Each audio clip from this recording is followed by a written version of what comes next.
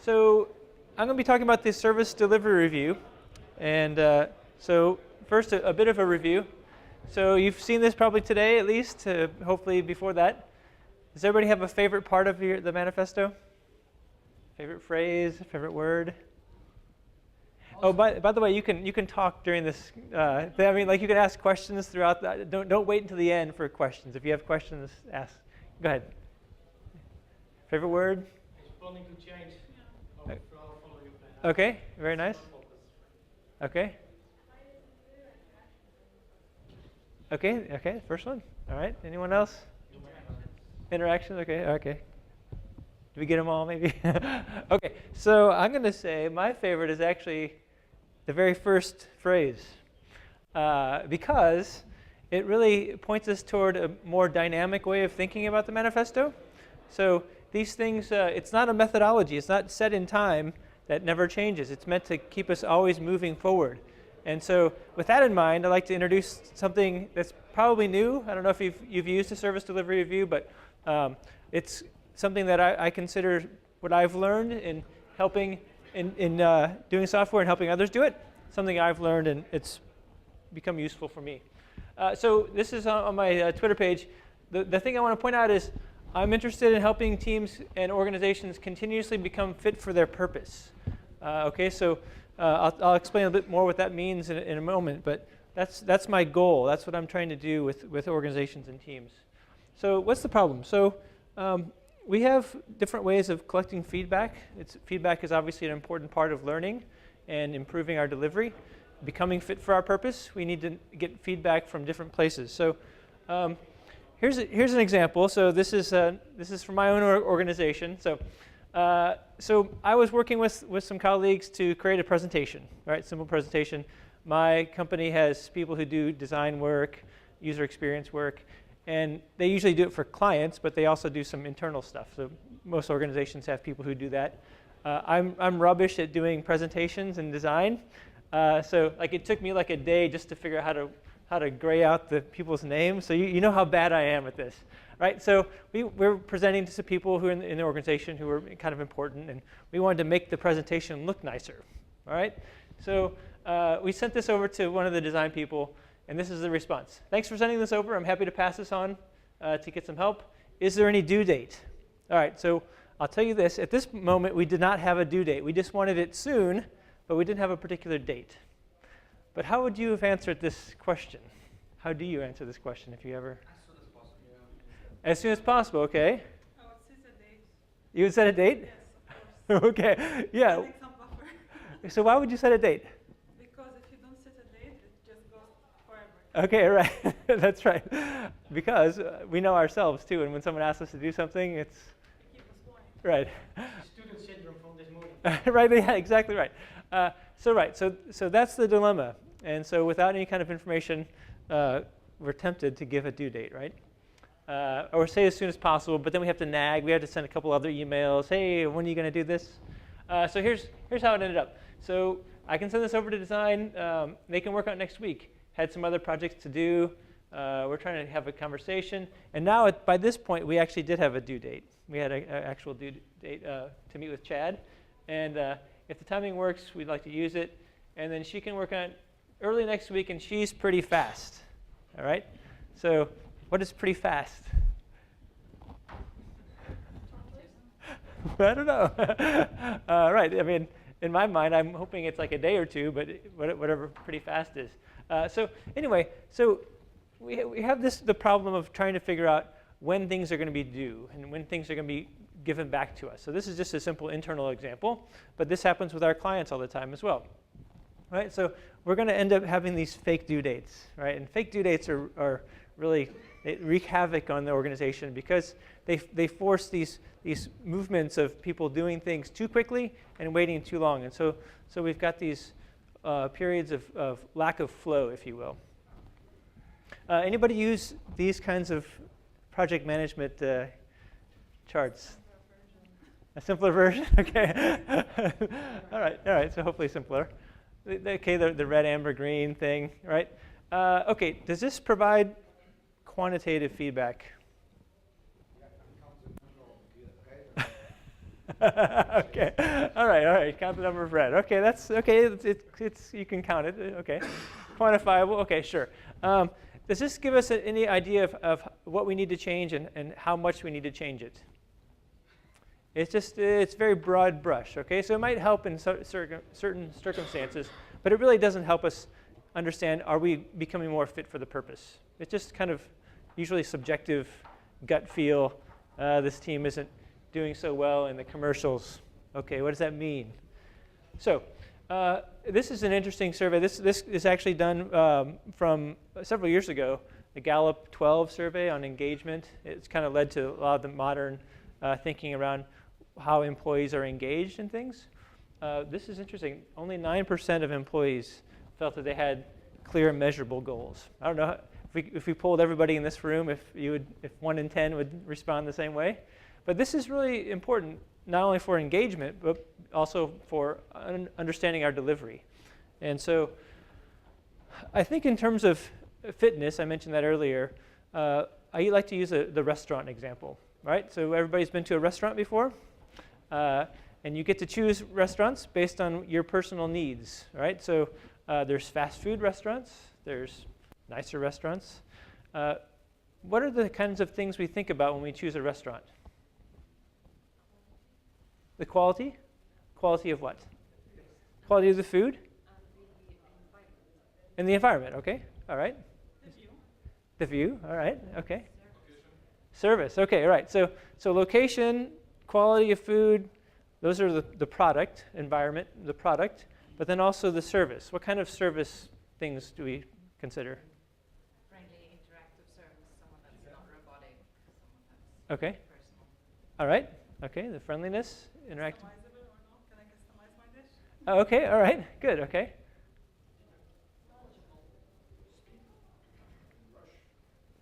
Okay. Speed. Okay. Right. So how long it takes you to get your food? How long it takes you to wait in the queue? Right. And depending on what your needs are, what makes that restaurant fit for its purpose, those things are going to change. So if you need a bite really quickly and you're off to another meeting, you wouldn't choose a really nice sit-down restaurant. You would tolerate no more than a 5-minute wait, perhaps. But if you're going to some nice restaurant with a good friend or some family members, you would actually probably not want to have such a short waiting time. There's something about you would wonder, is the food fresh if I get it in 5 minutes? So you can see that depending on your customer needs, the fitness for purpose of the particular thing you choose is going to be different. So we think in terms of product fitness and service fitness, and then we have an internal viewpoint and an external viewpoint, or the customer viewpoint. All right. So if we think about the team, thinking about building the thing right, and then the customer cares about primarily building the right thing.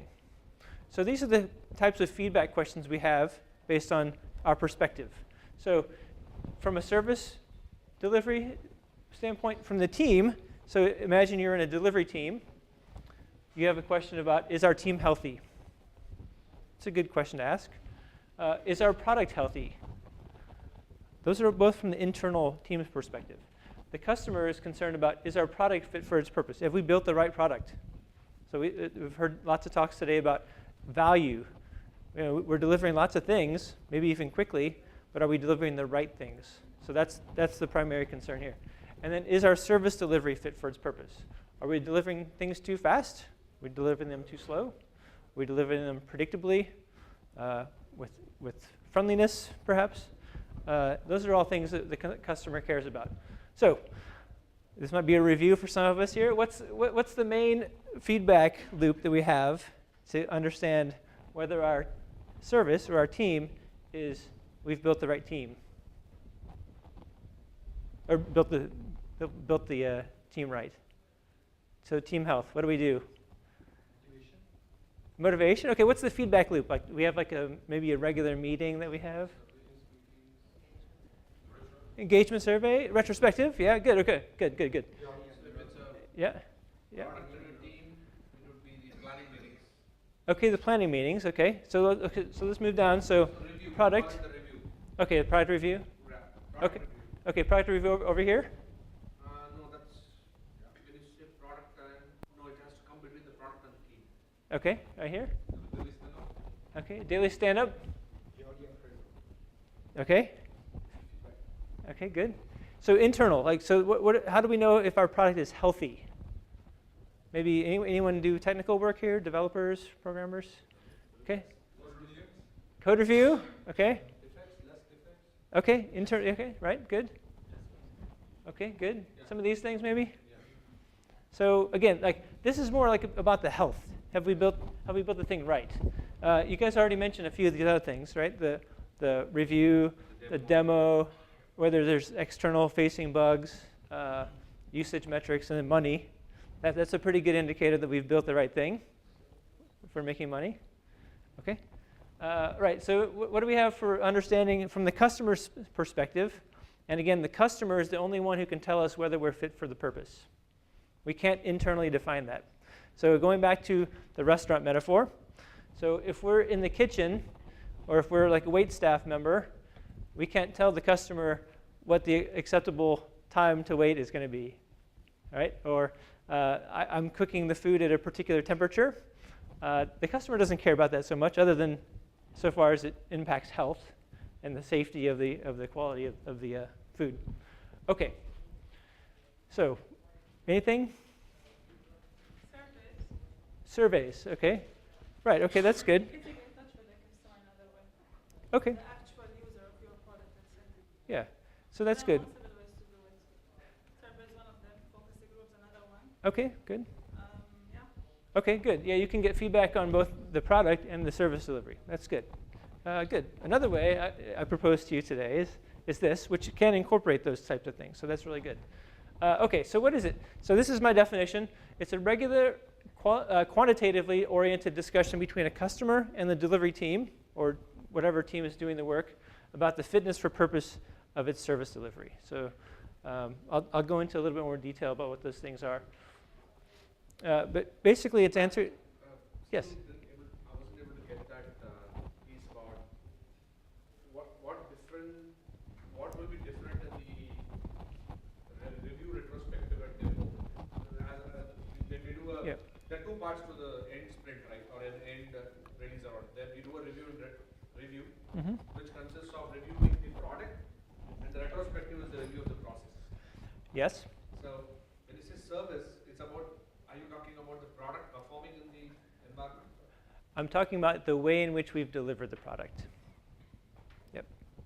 So the difference here is the retrospective is team internal facing, Okay. right? So unless you have customers come to your retrospective, which doesn't really happen. They don't. Yeah. And nor they should they? I mean, it's serving a different purpose. Yep. Very good. Did I answer your full question though? Okay. All right. So this is really the bottom line. This is the question that we're trying to answer, and quantitatively if possible. So here, these are some of the examples that I've used, some of the things that I've covered with teams who are doing service delivery reviews. So delivery time. So one of the big things that customers of all sorts care about is how long does it take you to deliver things, right? How predictable are you at delivery? So if you say, well, I could maybe do that story in 1 day, or it could be 30 days. That's not very predictable. So we want to have a sense of that. Blocker clustering is a technique for quantifying the cost of blockers. So anybody ever have blockers happen in your process? Sometimes? Yes, maybe? Not because of you, right? So this is a way of quantifying those blockers. Rather than just resolving the blockers, we want to actually get feedback from our system to say how is our system working, how much are these blockers costing us. The type of work that we're doing. Are we always working on value-added work? Are we working on bugs, technical investment? What does that look like? What's our customer wanting us to work on? Classes of service, expectations of each work type, value-demand ratio, due date performance. So how often are you delivering stuff that actually does have a true due date? How often are you delivering that on time? Do you have a sense of that today? Do you have a mechanism for understanding that? Does your customer care about things that are delivered on time? Probably. Policy changes. So this is a really effective time to understand what is our policy for certain types of work. What's our work in progress limit for certain types of work? what's our overall system work limit, work in progress limit? How is that impacting our flow? How is it impacting our throughput? How is it impacting delivery time? Okay, and the surveys, good. So there's lots of ways to do that, but the idea is to getting customer information firsthand, rather than hearsay or through intermediaries. And then, again, making it proactive and say, what obstacles stand in the way? And so proactively trying to deal with those things through policy changes. Okay, so some metrics then that come out of these things.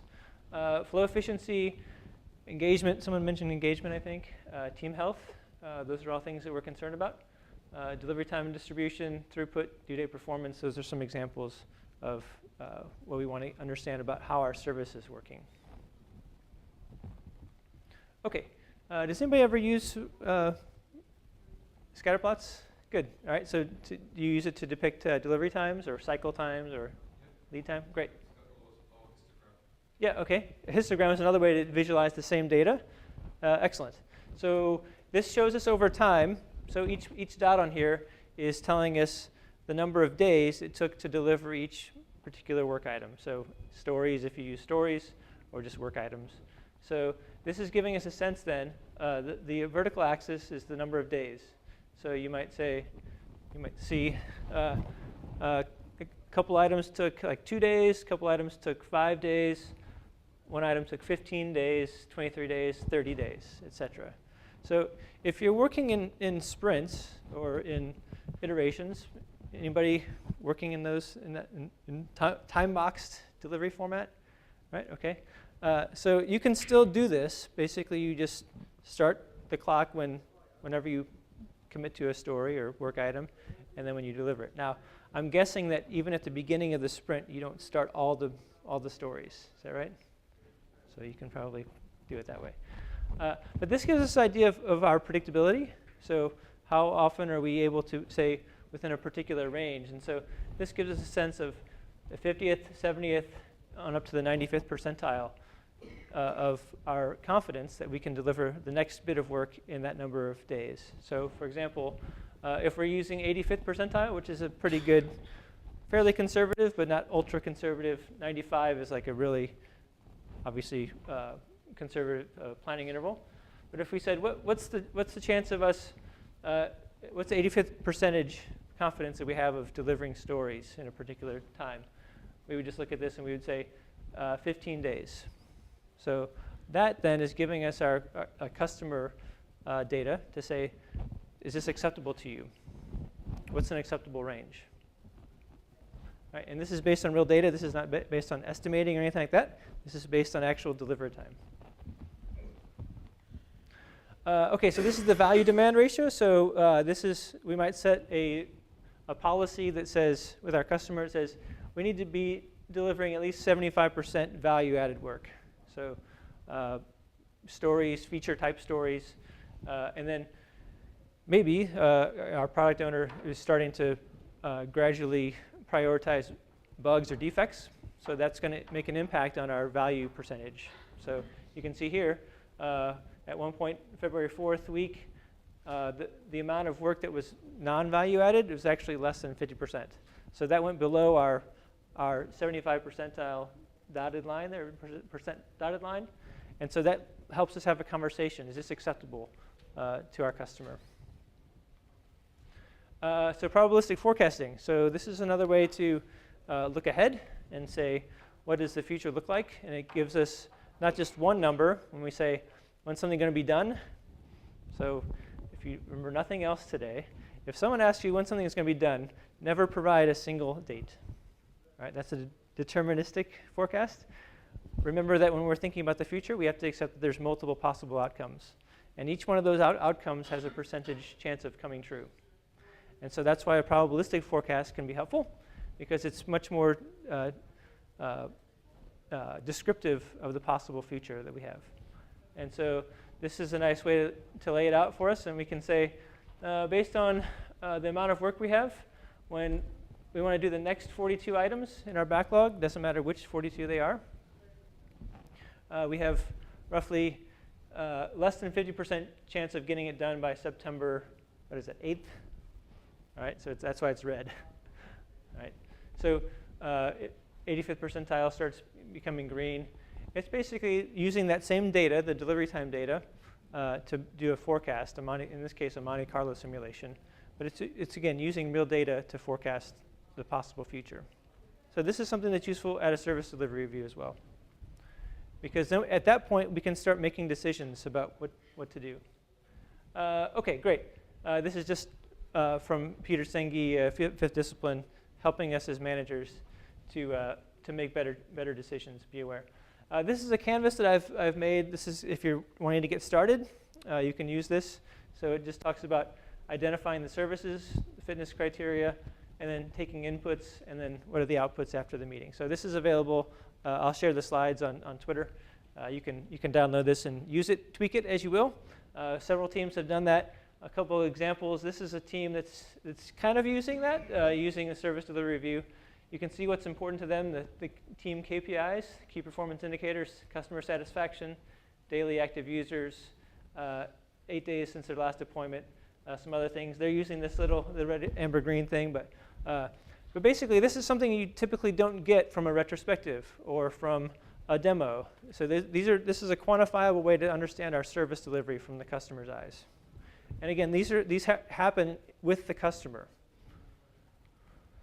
Here's one. This is actually another version. So I like this because it has this red box talks about the policy changes today. What have we changed about our policy, and then making that very visible for ourselves.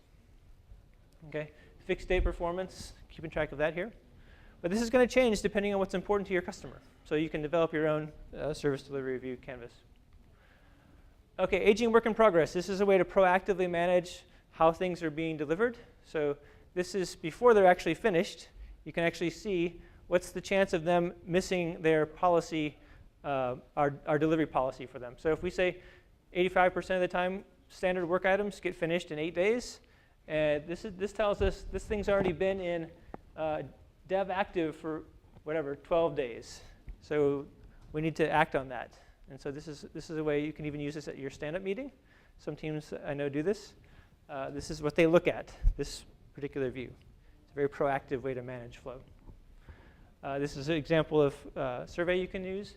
Again, this is you can save this, copy it. I made it available free of charge. You can just use it and change it as you like.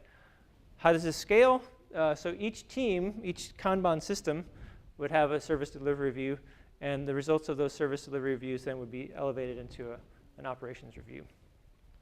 Okay, I know I need to finish up quickly. So this is interesting. This is just like a general customer service question. So these are the things that people all over are concerned about, not just IT stuff, but you can probably see a lot of similarities in terms of tell me what to expect, meet your commitments, and keep your promises. So when people ask when's something going to be done, we can use those probabilistic forecasts. We can use those percentile delivery times to give that answer in a much more effective way.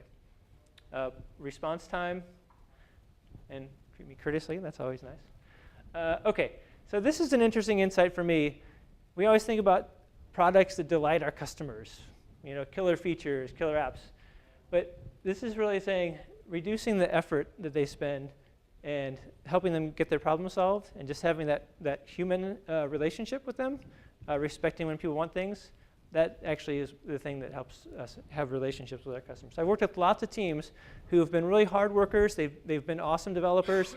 They've delivered stuff, and then they lose the customer, and they don't know why. And it's because they didn't have a sense of what the customer valued in terms of their service delivery. And so that's why I've really been keen to use this with teams to help them, because it makes me really sad when hardworking teams are working so hard and then they lose a customer, or the customer sours on them. They don't know why. OK, the customer orientation is helpful here. It sets the clear standards and goals. So I mentioned earlier, only 1 in 10 employees really feels like there's clear goals. This is a helpful thing. It helps build the customer trust. And I'll tell you this. So I actually do a personal service delivery review. I have my personal Kanban, just me. And so I do a review every 2 weeks. And one day my wife asked me if I could do something for her. She actually had a couple things to do. And in the past, I'll say I haven't always been able to answer the question when I'll be done with certain things for her, things that had a due date on them. But I had just done a delivery review for myself and looking at my fixed due date performance. And I was able to tell her that she said, when are you going to, or how confident are you that you'll get this done today? And I said, I'm 93% confident, my love. Using real data. So actually, and she was quite surprised by that. And it did improve my relationship. Actually, and since then, I've actually gone from 93% to 95%, just because I'm aware of tracking myself. So anyway, that might even help you in your relationships. So anyway, takeaways for tomorrow. Find out what makes your service fit for its purpose. Ask your customer. Only the customer can tell you that. You might just start somewhere and then see how that feels. You'll iterate on that. Okay, keep doing the other things that are useful. And I mentioned this earlier in an interview. People talk about how do you know you're agile? How do you know you're getting more agile? To me, it's not about being agile or getting agile. It's about, are you becoming progressively more fit for your purpose? And that goes back to what I said earlier, being aware of your fitness. So this is a great quote. The tighter you make your feedback loops, the greater agility you can exhibit as a business, the faster you can sense and respond. So without those kind of feedback loops, you're not going to be able to do that.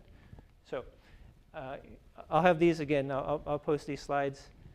And thank you. All